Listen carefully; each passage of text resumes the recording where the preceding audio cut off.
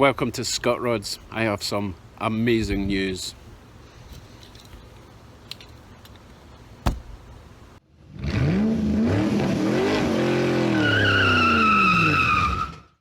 Yesterday, July 1st, 2020, I reached my goal of 1,000 YouTube subscribers. I'm overjoyed, and I just want to say thank you to everyone who's followed me and supported me over the last couple of years, and especially those who comment regularly and leave advice and tips and even criticism to help me build both my project car and this channel.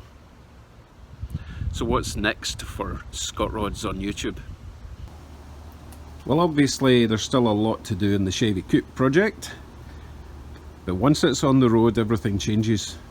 I can start visiting people, shows, and covering other people's projects and what's going on at local shows. Obviously this year has been a little bit different because of the lockdown situation, but let's hope that ends soon. So number one priority is to get this beastie on the road and driving about. So I'll be posting more videos of actual working on the car and less begging for subs all the time. More subs is always good, but let's really get stuck into this car now. But as always, I encourage people to leave a comment with their advice, suggestions, criticisms. If you think I'm doing it wrong, let me know. It's the only way I'll get it right. I'm still new to this hot rodding business. I'm still planning on doing the live feed for the first start of the engine and car, but I'm waiting for YouTube to basically acknowledge the 1,000 sub authorization malarkey, and I will let you know as soon as they get through with that process.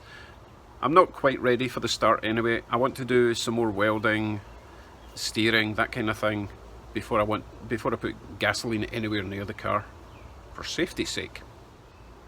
Right, well, I better get back to work. Lots to do.